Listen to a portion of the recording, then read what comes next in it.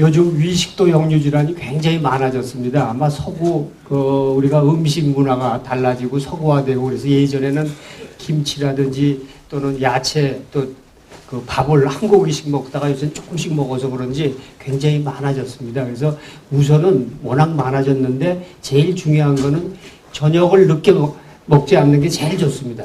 저녁을 좀 일찍 잡숴서 적어도 2-3시간 지나고 나서 주무시고 저녁에 간식을 안 하는 게 좋으면서 특히 기름진 거나 체중이 늘지 않도록 하면서 술, 담배 같은 걸 안 하시는 그런 것을 우선하고 심하면 요새 약이 좋기 때문에 치료는 잘 됩니다. 근데 재발이 많다는 걸 생각해서 꾸준히 식생활 습관을 조절을 하셔야 될 것 같습니다. 감사합니다. 일반적으로 신경성 이전병이라는 말을 듣게 되는데요. 신경성 이전병은 도대체 무슨 병입니까? 이게 정말 신경질 나는 병인데 여러분들도 아시다시피 가면은 신경성이다 그러면 정말 내가 왜 신경성도 아닌 것 같은데 이렇게 자꾸 말씀을 하시는데 간단히 말씀드려서 위장장애가 있어요. 뭐 불편한 것들이 소화불량을 포함해서 메시껍고 토하고 배도 아프고 뭐 여러 가지 증상들이 오는데 내시경을 해서 가보면 아무것도 없는 거예요. 겨우 이때는 게 이제 만성 위염이 좀 있다고 그래요. 사실 만성 위염은 그렇게 크게 우리가 여러분들도 그렇고 문제를 삼지 않아도 됩니다. 쉽게 얘기해서. 그래서 만성 위염만 있으면 아무 치료 안 해요. 그런데 문제는 증상이 있는 분이 문제예요. 그냥 스크리닝 가서 했을 때는 괜찮지만 증상이 있어서 갔는데 아무것도 없다 이거예요. 우리가 그럴 때를 의학적으로는 기능성 소화불량증이라고 그래요. 그래서 그 원인이 여러 가지가 있어요. 근데 가장 제가 쉽게 설명드리는 건 그중에 제일 대표적으로 어떻게 설명을 드리냐면 보통 분들은 밥을 먹는다든지 하면 가스가 생기고 위가 이렇게 해서 한 300cc가 이만큼 있다고 그래요. 들어가요. 그러면 이게 뭐 좀 들어왔구나 하고서 이렇게 잊어버리고 움직이다 보면 다 잊어버려요. 별 느끼질 못해요. 근데 이런 분들은 한 100cc만 들어가도 가스가 굉장히 힘들어요. 그래서 결국은 위 자체가 우리 내장 감각 기능이 예민하다고 그래요. 위가 예민한 거예요. 조금만 들어가도. 그래서 기능성 소화불량증이라고 그러는 게 옳고 신경성이라는 건 예전부터 이런 게 잘 모를 때 그냥 막연히 어떤 기질적으로 위암이나 궤양이나 심한 염증이나 이런 게 없이 왔다 해서 신경성을 하고 붙였는데 사실은 아주 틀린 건 아닙니다. 뭐냐면 신경이 좀 예민한 분들이 이런 경향도 많아요. 그러나 물론 신경만으로 설명할 수는 없고 경우에 따라서는 신경도 우리가 조금 더 스트레스를 많이 받는다든지 하면 조금 생길 수 있으니까 그런 건 유념은 하지만 조금 너무 신경으로만 말아버리지는 않는 것은 필요합니다. 네, 감사합니다. 내시경 검사에서 아주 작은 폴립이 발견되었다고 합니다. 이런 경우 어떻게 해야 합니까? 예, 일반적으로 내시경을 하다 보면은 특별한 경우 아스피린을 쓴다든지 뭐 그런 건 우리가 미리 조치를 하지만 웬만한 경우에는 위 벽에 생긴 조그만 혹이 폴립이라고 하기도 하고 그게 용종인데 이렇게 생긴 게 조그만 게 있으면은 대개 조직 검사로 띄기도 하고 우리가 조직을 볼 수도 있는데 경험이 많다 보면 아주 조그만 것들은 어떤 경우에 염증성일 때 특히 앞서 얘기했지만 헬리코박터 균때문이라든지 이렇게 염증이 있어서 생기는 경우도 비우성으로 옵니다. 그럴 때는 꼭 띄지 않아도 돼요. 근데 확실치 않을 때는 조직 검사를 한다든지 또는 내시경 겸자로 해가지고 쉽게 뛸 수 있어서 조직을 확인할 수 있기 때문에 우리가 이렇게 어려운 건 아니고 전문 의사한테 맡기면 쉽게 처리가 되고 너무 걱정 안 해도 됩니다. 네, 감사합니다. 내시경 도구 관리에 대해서 어떻게 하고 있습니까? 내시경을 통해서 균이 더 없는 것은 아닐까요? 라는 질문이 들었습니다. 예, 사실 그게 제일 어렵고 저희 병원이나 전국적으로 저희도 20년, 30년 전에는 그런 일이 많았습니다. 우리가 간단하게 소독을 했기 때문에 물론 열심히 한다 하더라도 조금 불충분했던 건 사실인데 최근에는 저희 병원만 해도 내시경실이 지금 5방이 있습니다. 매일 돌아가는 게. 근데 소독하는 방이 소독기가 한 7, 8대가 있어가지고 2방이 다 소독방이에요. 그래서 한 환자를 하고 나면 반드시 소독을 완전히 해가지고 헬리코박터나 또 간염이라든지 뭐 여러 가지 요새 에이즈도 있지 않습니까? 바이러스를 포함해가지고 완전히 멸군을 하나하나 1대1로 하기 때문에 이제는 뭐 처음에 일찍 와서 해주십시오. 뭐 걱정할 필요 하나도 없습니다. 네, 걱정하지 않았습니다. 네, 답해주셔서 감사합니다. 다 됐습니다. 네, 감사합니다. 뭐 없이 남기가 어제 저기 병원에 또 연락할 일이 있으시면 저는 항상 있으니까 연락을 주십시오. 위암 판정을 받고 위 전 절제술을 할 예정입니다. 수술 전 도움이 된 식단 및 운동과 수술 후 식사 및 주의할 점에 대해서 알고 싶습니다. 오늘 아까 여러분들이 이야기를 한 거 보니까 저 앉아서 들어도 저도 무슨 말인지 모르겠어요. 지금쯤은 다 까먹잖아요. 혹시 모르는 길 찾아갈 때 여기 남자분도 많이 계시고 여자분도 많이 계시는데 제가 저희 집사람한테 맨날 듣는 소리가 있어요. 저희 남자는 절대 물어보지 않습니다. 틀려도 그냥 갑니다. 여자분들은 조금만 이상 없으면 꼭 물어보죠. 그게 남자와 여자의 큰 차이인데 오늘의 메시지는 무조건 물어봐라 하는 겁니다. 오늘 돌아가실 때 기억하셔야 될 것 딱 한 가지는 본인이 모르는 게 있으면 물어봐라 하는 거고 또 저희 혹시 그런 이야기 들어봤습니까? 부자가 되고 싶으면 부자 친구하고 사귀어라 하는 거 있잖아요. 부자의 특징은 돈 버는 법을 아는 사람이니까 돈 버는 법을 돈을 많이 벌고 싶으면 돈 버는 법을 아는 사람하고 친해져라 하는 건데 여러분이 건강해지고 싶으면 건강에 대해서 아는 사람하고 자꾸 친해져서 자꾸 물어보는 게 좋습니다. 오늘의 메시지고요. 그 다음에 위는 저희가 위를 자르기 시작한 게 1884년 역사적으로는 1881년에 시도를 했고 그래 성공하고 뭐 이럴 때가 1800년대 80년대에 성공해서 역사적으로 굉장히 오래됐거든요. 그래서 굉장히 많은 경험이 있고 그 다음에 우리나라는 전 세계적으로 위를 제일 많이 자르는 나라 중에 한 나라입니다. 그리고 또 저는 1년 내내 위만 자릅니다. 그래서 위를 잘랐을 때 어떤 일이 일어나는가에 대해서만 고민하는 거죠. 위는 다 잘려도 살아가는데 더 건강해지지는 않지만 더 건강이 해쳐지지도 않습니다. 살만합니다. 다만 조심해야 될 게 몇 개 있는 거죠. 특히 위를 다 자르면 평생 의료진하고 친해져야 됩니다. 왜냐하면 위에서 하는 기능 몇 가지 중에는 음식이나 이런 조절만 갖고는 다 안 되는 게 몇 가지 있어서 그럼 평생 의료진하고 좀 친해져서 관리를 받으셔야 되는데 그것만 받으신다면 평생 살아가는 데는 큰 문제가 없어서 아무런 뒤를 다 자른다 해서 특별히 더 걱정해야 될 건 없습니다. 그 다음에 수술 전에는 할 일은 별로 없습니다. 그냥 수술 와서 받으시면 됩니다. 별로 걱정 안 하셔도 됩니다. 네, 감사합니다. 부인이 조기 위암을 진단받고 수술 대기 중입니다. 재발 가능성 얼마나 될까요? 조기 위암이요. 저희가 이 병원이 개원을 1984년 했죠, 저희가. 그런데 저희가 2005년까지 한 1,000몇백 명분의 조기 위암 환자를 수술을 했었어요. 그때 당시까지 저희가 재발한 환자분이 한 명도 없었습니다. 최근에는 지금 몇 분이 생기셨어요. 굉장히 드문 일입니다. 흔하게 생기지 않습니다. 감사합니다. 젊은 나이에 위 전 절제술을 했을 경우 의학적, 영양학적 관점에서 성인 남녀의 평균 수명까지 사는데 지장이 있을까요? 없습니다. 아까 말한 대로 다만 혼자 살 수는 없습니다. 의료진하고 친하게 지내야 됩니다. 관리 좀 받으셔야 됩니다. 외식을 하면 소화가 안 돼서 많이 불편한데 소화제를 먹어주는 위장 건강에 도움이 될까요? 라는 질문이 들어왔습니다. 외식하시면 아무래도 집에서 먹는 것보다 약간 좀 기름기가 많은 음식을 접하시는 경향이 있는 것 같고요. 그럴 때 소화제를 드시는 거는 절대 손해나는 일은 아닙니다. 요즘은 그 약국에서 파는 소화제라는 게 결국 소화를 도와주는 효소와 가스 제거제 같은 것들이 섞여 있는 건데 특별한 부작용의 우려가 없기 때문에 그걸 드셔서 소화가 좀 편하시면 얼마든지 드셔도 되고요. 그 어떤 경우에는 위장약이라고 저희는 이제 약이 작용을 가지고 있는 어떤 운동 촉진제라든지 위산분비 억제제 같은 것들이 요새 약국에서 좀 팔기도 하기 때문에 그런 약으로 그냥 증상을 무마하면서 좀 지내시는 경우들도 가끔 봐서 혹시 높아심에 드리는 말씀은 가끔은 내시경을 점검을 해서 특별한 게 없네요 라고 말씀을 들으시면 한 1, 2년 정도 가끔 불편할 때는 필요시에 가벼운 증상을 그렇게 약을 드셔도 상관은 없을 수 있을 것 같습니다. 네, 감사합니다. 네.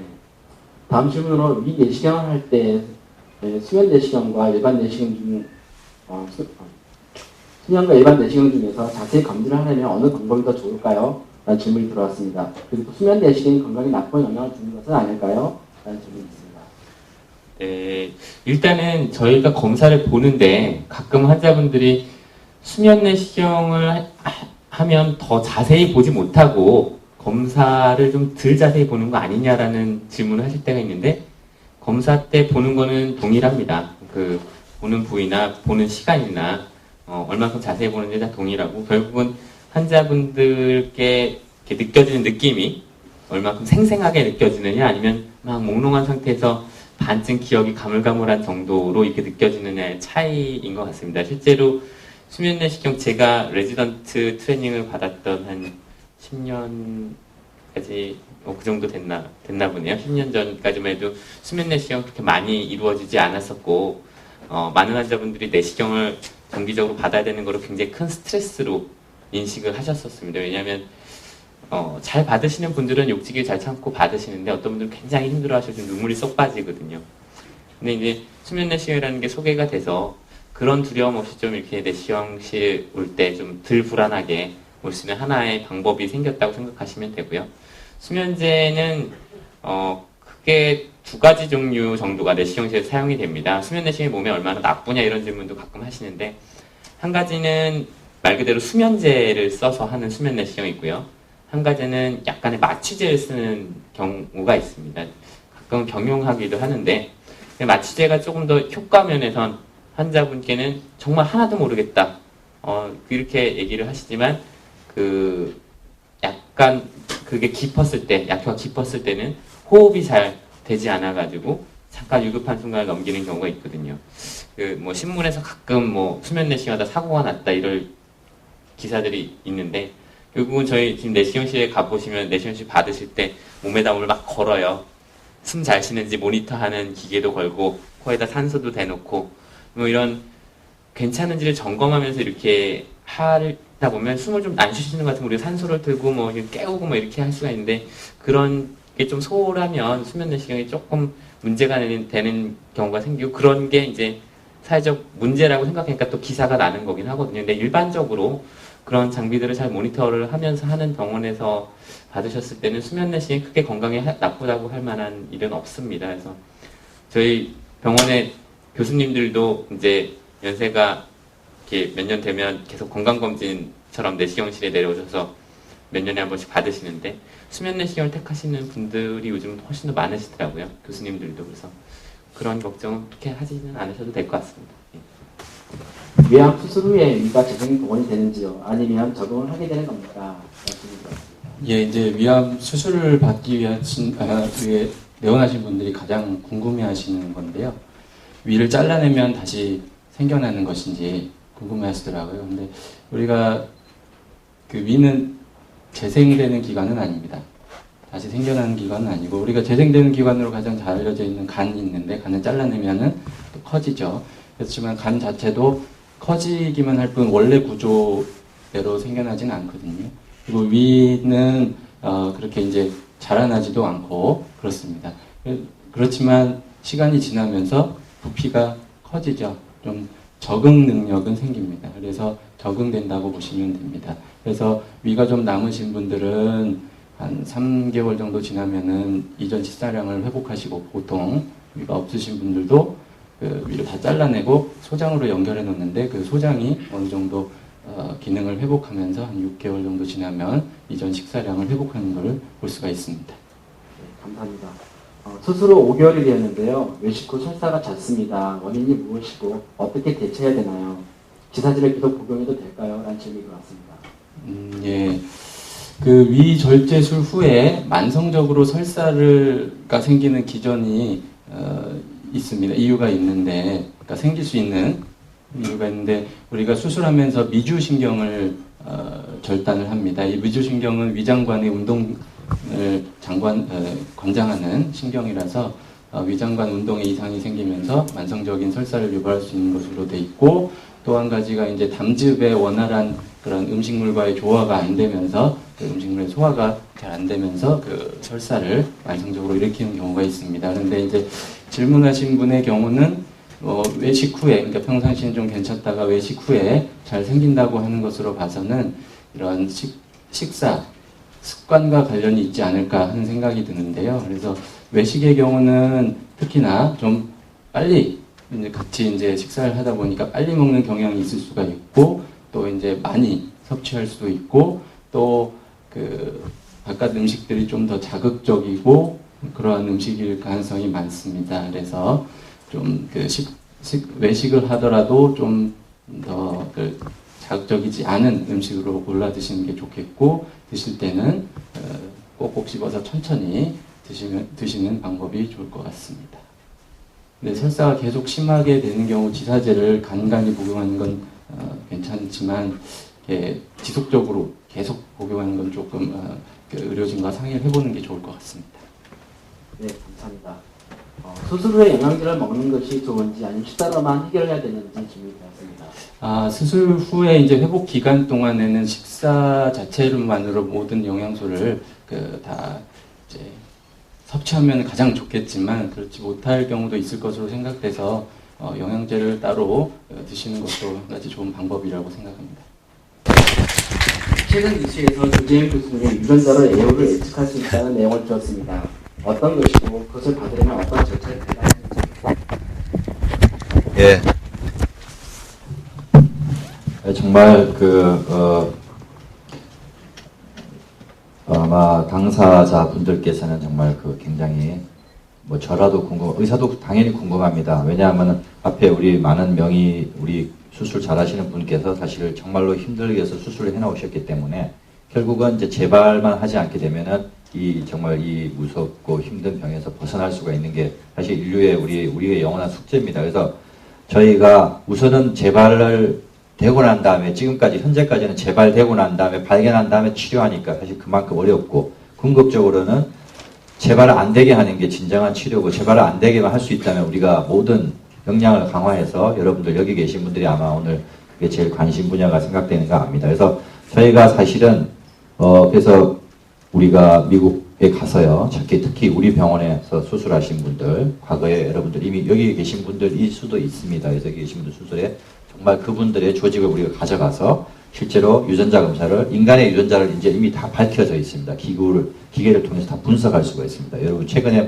나쁜 범인을 잡을 때 유전자 검사에서 잡는다고 그러지 않습니까? 머리카락 하나면은 그 사람이 누군지 알 수 있죠.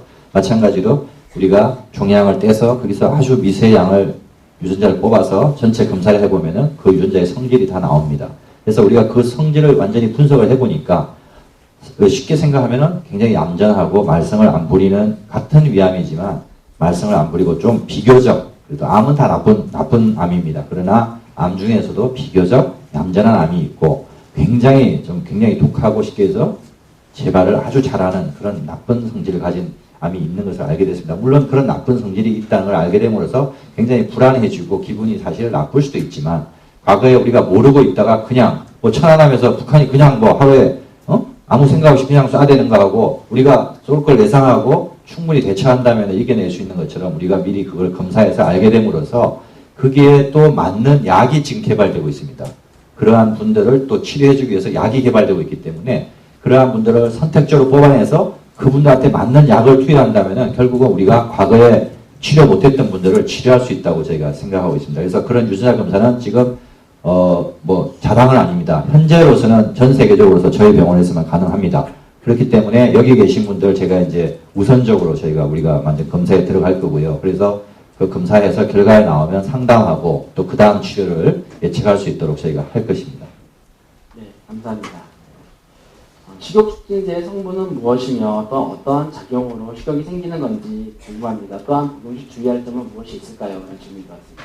예, 그래서 지금 사실은 영양과생님이 말씀 아까 정말 잘 해주셨는데요. 사실 머리에 잘 안 와닿지는 않습니다. 근데 사실 식욕 촉진제라는 거는 어떻게 보면은 저희가 실제로 드리는 약들은 대부분 뭐냐면은 한약 성분에도 들어있고요. 약간 스테로이드 성분이라고 하는 것인데 그거는 뭐냐면은 옛날에 진시 황제가 장수를 위해서 찾다 찾은 게 결국은 스테로이드입니다. 스테로이드라는 약은 운동선수가 너무 과하게 하면은 기운, 운동을 시합을 잘하지만 그 오래 복용하게 되면은 부작용이 있습니다. 그러나 암 환자분들의 입맛이 떨어지는 분을 아주 미소량을 우리 몸에 실제로 스테로이드 호르몬이 우리 몸에서 나옵니다.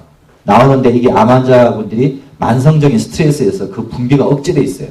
실제로 옛날에 젊었을 때 왕성하게 나오던 게 암이 걸리고 기운이 빠지니까 이게 분비가 억제돼 있습니다. 그래서 그걸 우리가 조금 자극해주는 정상 젊었을 때 호르몬을 조금 분비를 해주면 그게 기운이 나고 입맛이 낫게 됩니다. 그러나 그래서 그걸 너무 과다하게 한약처럼 너무 과다하게 복용하시면은 약에 대한 부작용이 따르고요. 저희가 주는 소량을 하게 되시면 입맛 촉진이 촉진됩니다. 그렇다 하더라도 제일 비결은 사실은 본인이 제일 땡기는 음식 있죠.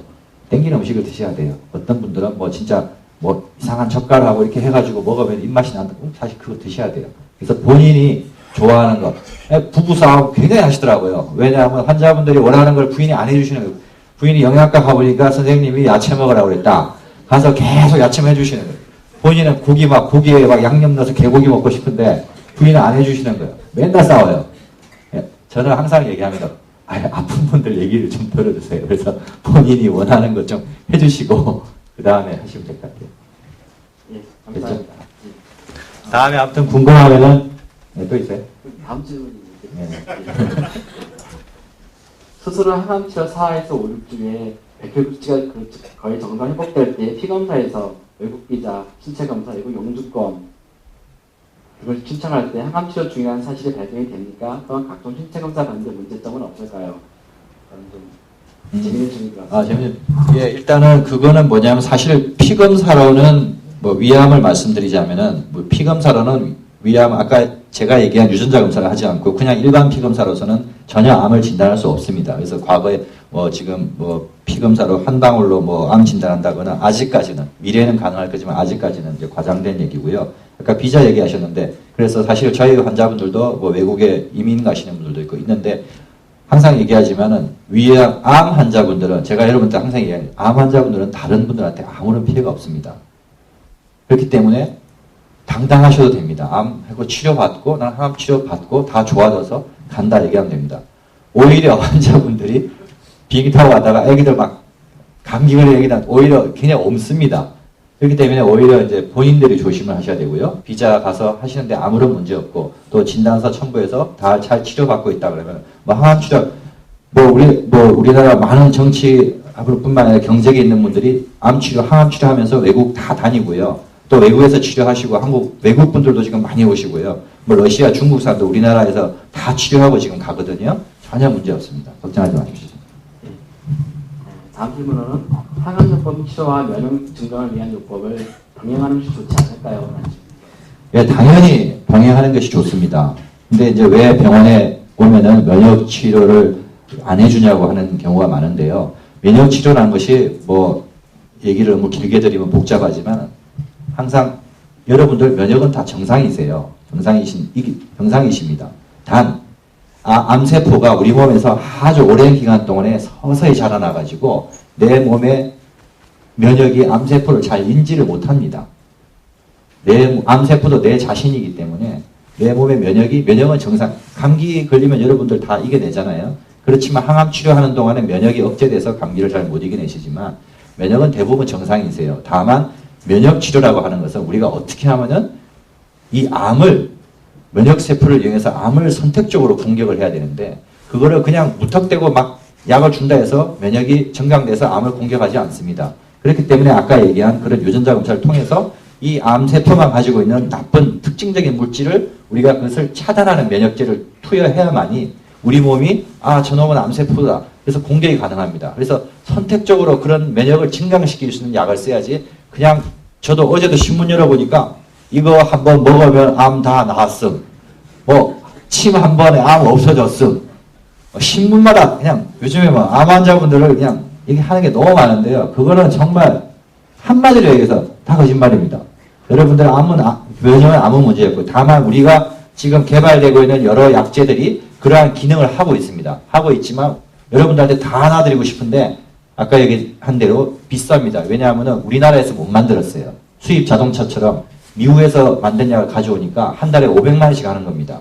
여러분들 제가 다 나눠드리고 싶지만 우리나라 재정이 돈이 없어서 보험을 못 해주는 겁니다. 그렇기 때문에 경제적으로 도움 되시는 분들만 선택적으로 맞을 수 있는 약들은 나와 있지만 아직까지는 경제적으로 부담이 많이 돼서 정말로 필요하신 분들한테만 우리가 선택적으로 그걸 투여하고 있습니다. 그래서 그것을 위해서 유전자 검사를 하고 또 정말 효과 있는 약을 우리가 국가랑 계속 싸움을 해가지고 보험을 우선 이분들한테 우선적으로 할 수 있도록 저희가 정말 노력을 많이 하고 있습니다.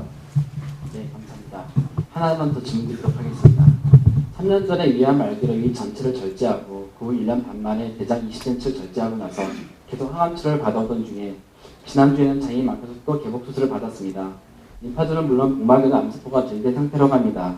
앞으로 저는 어떻게 해야 될까요? 라는 질문이었습니다. 이제 아까 얘기 드린 대로 우리가 예방을 위해서 정말 최선의 노력을 다 하더라도 이게 정말 이제 현대의학이 이제 맞이하는 우리가 제일 사실 어려운 상황인 것 같습니다. 수술을 2번을 하고 또 예방적인 약물 치료를 했지만 아까 얘기한 이런 분들이 이제 우리가 유전자 검사를 해보면 다른 분들에 달리 조금 나쁜 성질을 가지고 과거에는 정말 몰랐고 이렇게 발견된 상태에서 치료하려니까 굉장히 어렵습니다. 이제 미래에는 우리가 그걸 다 알아내서 예방적인 치료를 할 수 있겠지만 어쨌든 본인은 이러한 상황을 맞닥뜨렸고요. 그래서 우리는 이러한 상황에서 아까 얘기한 대로 우리가 많은 그러한 유전자의 정보를 우리가 가지고 있기 때문에 그분들한테 맞는 그런 표적 치료제를 투여해서 항암 치료 투여하고 많이 지쳐 있고 그렇다고 항암제를 안 하는 게 아닙니다. 기존의 항암 치료를 받으면서도 부작용이 없는 표적 치료를 더 치료해서 궁극적으로 더 나은 성적을 우리가 올리도록 그러나 실망하지 마시고요. 기적이라는 것은 정말 있습니다. 여러분들이 생각하는 것보다 암 환자들한테 기적은 많이 일어납니다. 의사도 놀라는 기적이 많이 일어나고 저거는 안 될 것 같은데 안 될 것 같은데 하면서도 계속 성적이 좋아지시는 분이 있고요.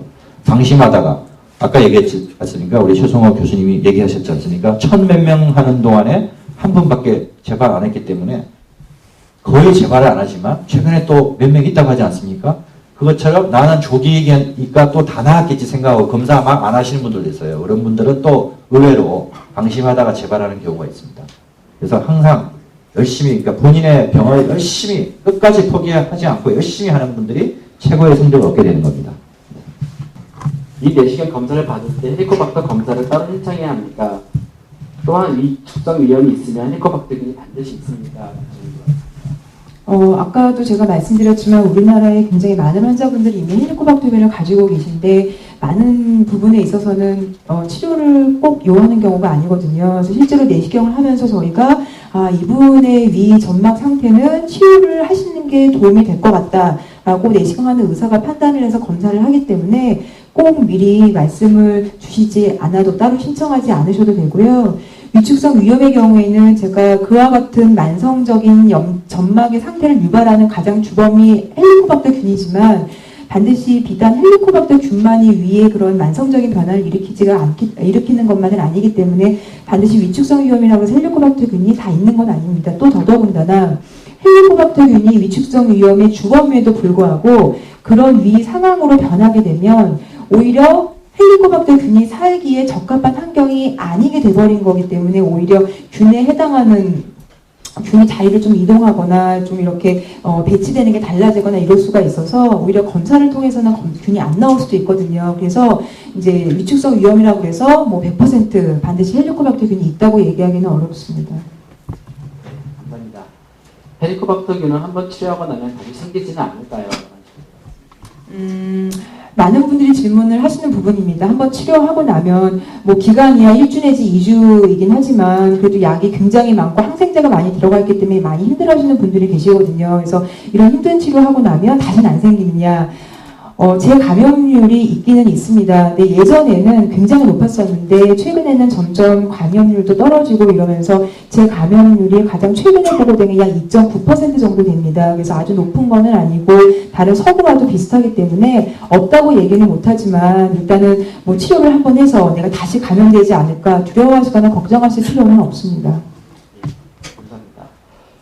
시중에서 판매된 유산균 음료, 즉 윌이라든지 그런 헬리코박터 관련된 광고들이 나오는데요. 그런 음료수들이 헬리코박터균이 얼마나 도움이 됩니까? 또한 가족 중에 균을 가지고 있으면 감염 여부는 얼마나 되나요? 위일 때문에 질문 굉장히 많이 하시거든요. 위일이 헬리코박터를 없애는 걸로 이제 선전이 돼버려서 정말 제가 치료하겠다고 약 처방을 내면 위일 드시겠다고 하는 분들 되게 많으십니다. 근데 위일은 균을 없애는 것은 아니고요. 그와 같은 음료가 위장 간의 환경을 좋아지게 해서 위에 있는 세균들과의 그런 어떤 반응이라거나 그런 환경을 조절을 통해서 위장이 좋아지게 하는 거에는 틀림이 없지만 균을 없애는 거는 항생제라고 하는 그런 성분을 통해서 균을 없앨 수가 있는 거기 때문에 이제 환경을 좋아지게 해서 위장에 도움이 되는 것만은 사실이지만 그걸 없애지는 못합니다. 그리고 가족분들, 그러니까 이제 헬리코박터 균이 있어서 나는 치료를 했는데 가족이 있으면 같이 음식 먹고 하면은 이제 옮지 않겠느냐 그 부분도 굉장히 많이 걱정을 하시는데요. 그 감염률은 그러니까 일반 사람이랑 비교했을 때의 가족이라고 하는 집단 내에서의 감염률은 일반 사람에 비하면 남에 비하면 높긴 하지만 아주 높지는 않습니다. 그래서 실제적으로 저희가 어느 헬리코박터 제균이 필요해서 그 환자분을 치료를 했을 때에 가족분들을 다 검사해서 다 치료를 하고 있지는 않거든요. 그래서 그 부분에 있어서는 걱정하지 않으셔도 됩니다.